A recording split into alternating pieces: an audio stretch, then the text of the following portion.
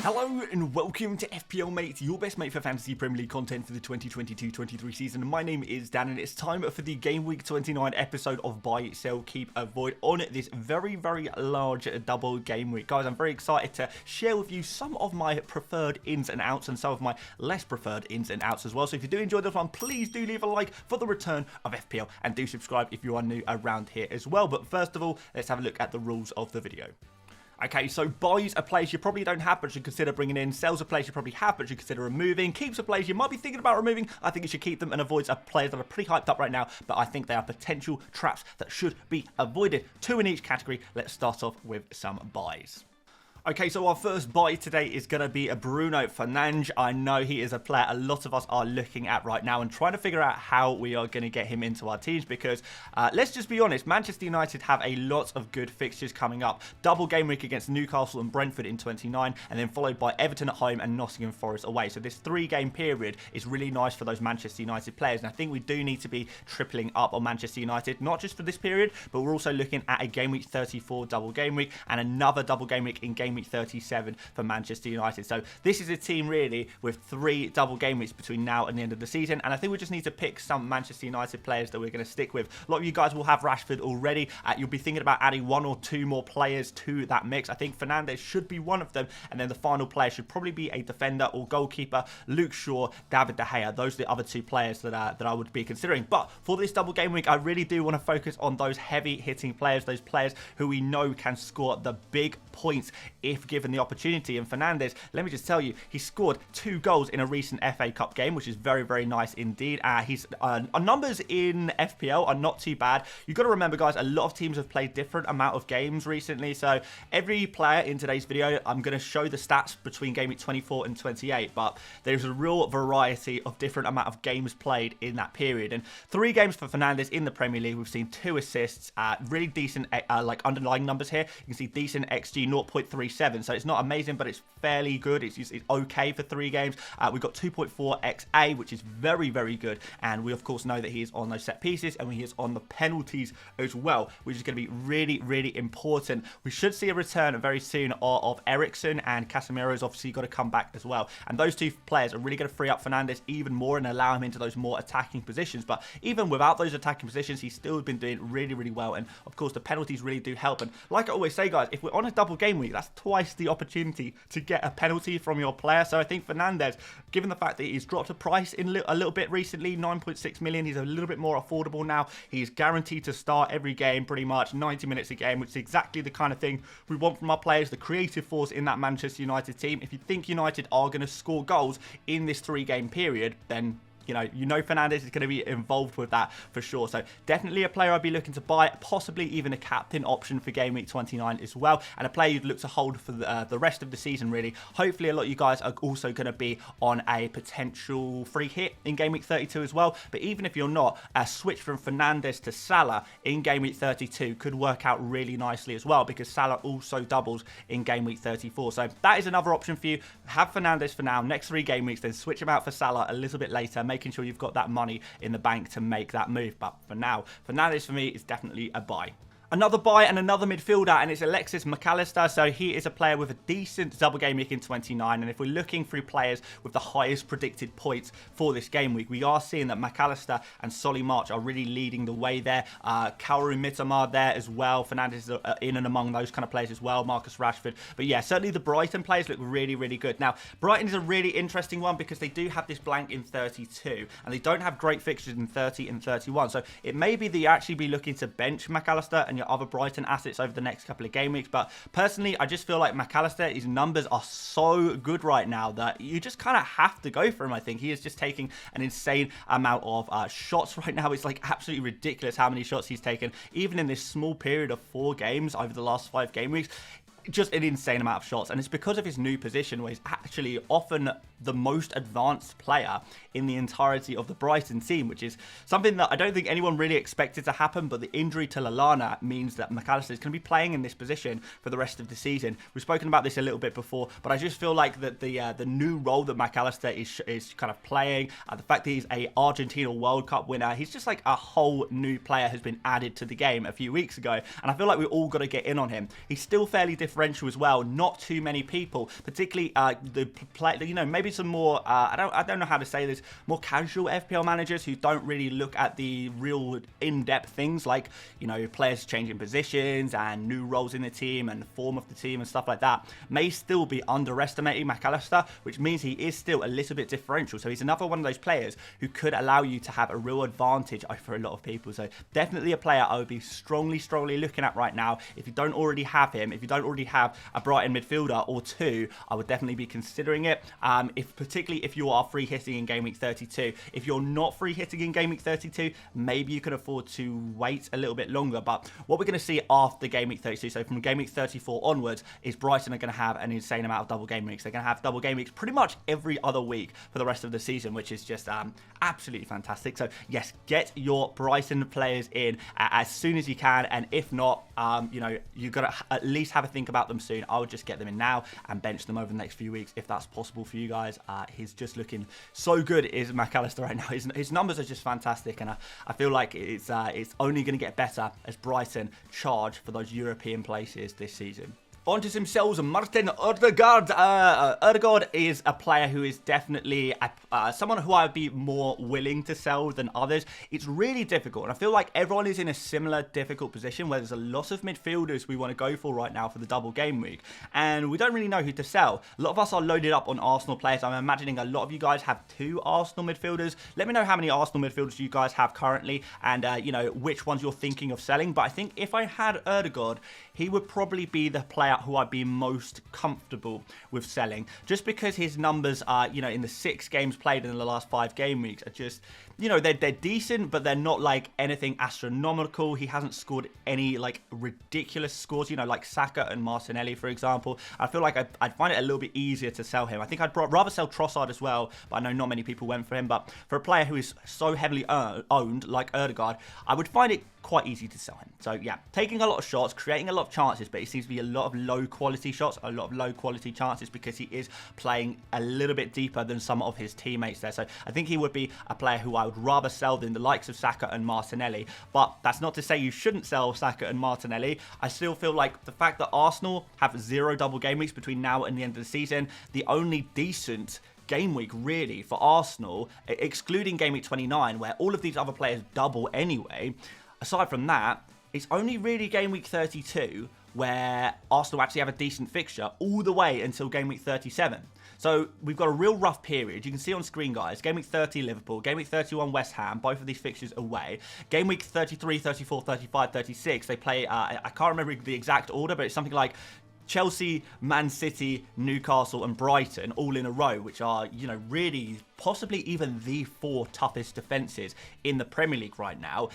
It's not going to be the perfect time to own Arsenal attackers. And I think when you combine that fact with the fact that you can switch your Arsenal midfielders out for, Manchester United players who are going to have 3 double game weeks in this period, Brighton players who are going to have 3 or maybe 4 double game weeks potentially if you include game week 29 in this period, we really are looking at a real advantage in terms of the amount of fixtures and the quality of fixtures. So if you think the likes of Bruno Fernandes, the likes of March or Mitoma or Mac Allister, if you feel like they are even nearly as good as your Arsenal midfielder that you own right now, the extra 3 fixtures and the better fixtures, I think, would be enough to push me over the edge, particularly if you are free hitting in game week 32. I think it is a no-brainer to sell Arsenal players, even though they're doing really well.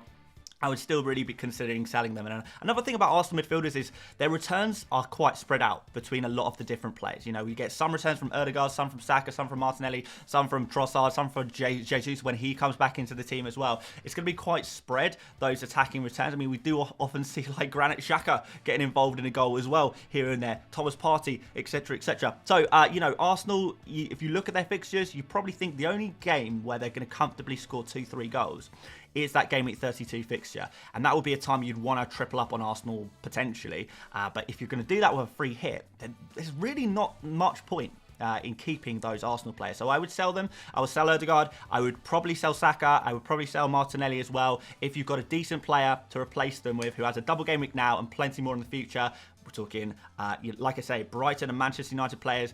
If you're free hitting in Game Week 32, just do it. Even if it's for a hit, I think it is perfectly acceptable to do that. Another Arsenal player I would probably sell is William Saliba right now. I think the fixtures in general, a lot of them do look a little bit better from a defensive point of view compared to an attacking point of view, because we look at the West Ham game, for example. It's probably easier to keep a clean sheet than to score goals in that West Ham fixture potentially. That Liverpool game is obviously very tough, but this Leeds game at home I think is a decent fixture for a defender. The problem I have with Arsenal defenders in general right now is Arsenal are just really dropping off defensively. Like, their defensive numbers are down bad. They are conceding goals as well. It's not looking as good as it was earlier on in the season, and that's not even because they've been playing difficult oppositions. They've actually had some fairly kind fixtures recently, which is why so many of us have so many Arsenal players. They've had a lot of fixtures and have had some nice fixtures as well, and yet their defensive numbers still leave a little bit to be desired there. So therefore, it does make sense to me if we are looking to release some of our players in order to bring some new blood into our team, you know, Pervis Estupiñán, Luke Shaw, and if you have Saliba, I think I would consider doing it. You know, we're also probably going to have to talk about Zinchenko and Gabriel here. I would be, again, it's the same kind of situation with Ødegaard. Saliba would be the defender I would be most happy to get rid of. If I had Zinchenko, if I had Gabriel, I would also consider it, but at least those players have a little bit more attacking threat. You can see Saliba, we've seen this most of the season, other than the first few game weeks of the season. We have seen Saliba really not put up very good attacking numbers at all. It's not really his role in the team, which is absolutely fine. He has got that little Dorito of death next to his name as well, so maybe that's going to help to make the decision a little bit as well. But yeah, in general, Arsenal defenders, I think, again, more players you can afford to sell, particularly if you're free hitting in Game Week 32. Even if you're not, I would still strongly consider it. Harry Kane for me is going to be a keep. A lot of people looking to sell him, and it's just because people want him to score 15 points every game, and he's scoring 8 points or, you know, 6, 7 or 8 points every game instead, and that's not good enough for a lot of people. Look, it's fine. I understand Harry Kane, he's not a very captainable player. You know, in most game weeks, you're probably not going to captain him, but he has been ticking along so nicely. I've been looking up some numbers today.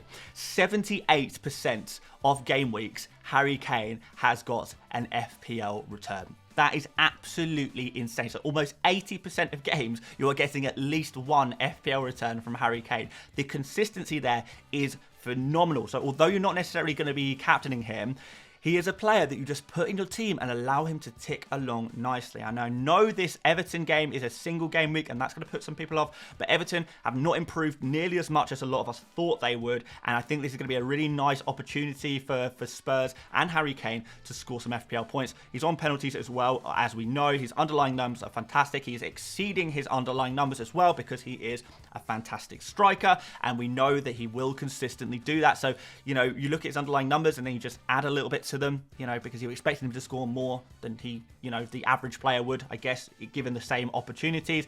He is a player who is going to do very well over the next few game weeks. I think, you know, Brighton at home, even though that's a tricky game, I still feel like Harry Kane is the kind of player who does the business there and upsets a few Brighton player owners, I guess. And that Game Week 31 fixture against Bournemouth is just really, really potentially a captain opportunity, because we have seen a couple of times this season Harry Kane go nuclear. It's particularly against these really much easier oppositions, and I think Bournemouth is that another one of those opportunities. So potential captain option for you there in Game Week 31.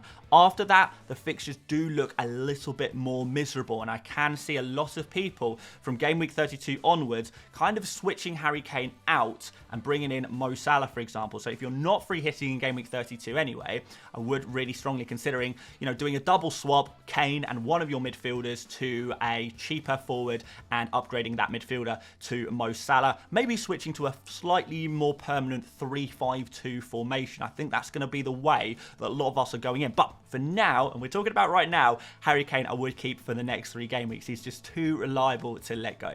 Marcus Rashford, another keep, and I think I kind of wanted to put him in here, primarily because, a lot of people are selling him. I look at the numbers, I see who a lot of people are selling, and I kind of, say, do I think I would sell that player or would I keep that player? And when I looked at the list of most sold players, Rashford was on that list. I thought, my word, I would 100% be keeping this player. There is no reason for me to sell Rashford. And I understand why people are selling him. And it's the same reason as always, because there's a little triangle in the FPL app right now with a little exclamation mark on there on the yellow triangle that I like to call the Dorito of death. And a lot of people are fearful of the Dorito of death. Now, the thing is with international time injuries often is the case that they're not really quite as serious as maybe the regular injury. We see this a lot of the time. A lot of these kind of players not playing in international games or being withdrawn from international squads are for precautionary reasons, or the generic knock or the generic illness. We see a hell of a lot of this right now, and I'm not too worried about Rashford. Obviously, let's wait until the press conferences before we finalise any decisions, but I can't really see Rashford not playing in this double game week, and I can't see him not continuing his great form. And I feel like a lot of people have forgotten the kind of great form we have seen from Rashford recently, because he's only played, and Manchester United have only played a few games in the Premier League recently. We kind of do forget how well they've been doing in the cup games, kind of in Europe as well, scoring a lot of goals there. Rashford in particular getting involved in a lot of those goals in other competitions as well. So yeah, let's not forget the beast Rashford has been since kind of the World Cup, really. He's been an absolute machine, an absolute monster, and I think we should definitely be keeping him as long as he is declared fit, which I think he will be. I'm not worried about this one. So definitely do not rush Rashford out of your FPL teams. He's a keep, and he's even a potential captain option for Game Week 29 as well. That's how much of a keep he is. Finally, some avoids. We're going to put Ben Mee in here first of all, because I feel like I would not be going for Brentford defenders right now. I think we need to be moving away from Brentford defenders. Yes, they were great for the previous double game week and for game week 28 as well. Really nice. But I think the time to buy Brentford defenders has gone. It's very much gone. And Ben Mee in particular, you guys know this already, hopefully, but I really prefer Ethan Pinnock and Rico Henry to Ben Mee because they are cheaper and their numbers are genuinely a lot better than Ben Mee's as well. So there's no reason to buy Ben Mee right now. I would consider even selling Brentford defenders right now if you have not too many problems to deal with, particularly if you are not bench boosting in game week 29. You might find that you're able to make some slightly more luxury transfers rather than trying to boost your bench, I guess. So in that case, I would really consider even selling Brentford defenders right now. I think they are the kind of players that can be sacrificed. Yes, they've got some okay fixtures. We've got Newcastle, Wolves, Aston Villa. They're okay fixtures. That Wolves fixture is nice for Brentford, but in general, I don't think Brentford defenders are going to be the mega scoring players between now and the end of the season. No more double game weeks to come. Wouldn't be buying them, and I would possibly be selling them as well. And the final avoid, we're going to put our boy Saka in here. So, yeah, very heavily bought in this game week because, obviously, his mega score in game week 28, his highest ever FPL score, which is amazing for him. It really is. But for game week 29, I think our focus needs to shift away from Arsenal players and towards some nice double game week players. Like I say, these fixtures are not great for Arsenal, and they get even worse after game week 32 as well. This is just not the time to buy Saka. I don't think if you haven't already got him, it's probably a little bit too late. I've got no problem with people keeping Saka or any Arsenal players really, but in general, they're not the players I would be looking to buy right now. You can look at his numbers as well, and although he has scored 4 goals and got 2 assists, the underlying numbers around that are not looking sustainable. We've never seen Saka overperform so much in the history of Saka, and that's not to say he's a bad player, but we are literally talking this is if he sustains this level of overperformance, we are talking prime Lionel Messi, which I'm not sure too many people are going to be willing to label Saka prime prime Lionel Messi yet. I mean, hey, if you want to do that, that's absolutely fine. But I'm just here to give my opinions. And I'm someone who absolutely loves Saka, but I can't see him continuing to score at this level with his current underlying data, the current amount of opportunities he's getting, particularly when it comes to these much tougher oppositions. No double game weeks.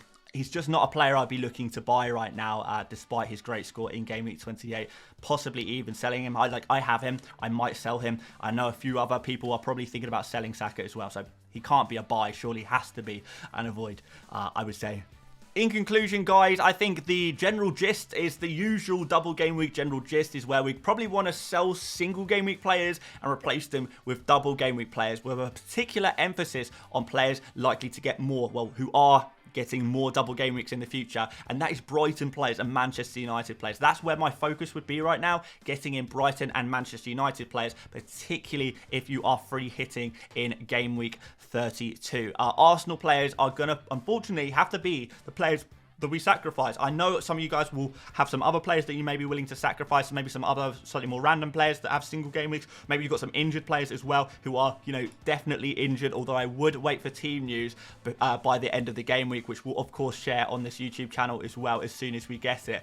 Just because, you know, international duty injuries, they can be a little bit messy, and there isn't always 100% truth to them. Let's just put it that way. But yeah, in general, guys, sell those single game week players, buy double game week players, and if you're feeling pretty luxury, you can maybe even sell some of your bad double game week players as well, particularly if you're looking to bench boost. Take those hits, doesn't matter too much. Hopefully you are gonna have that repay your risk, I suppose.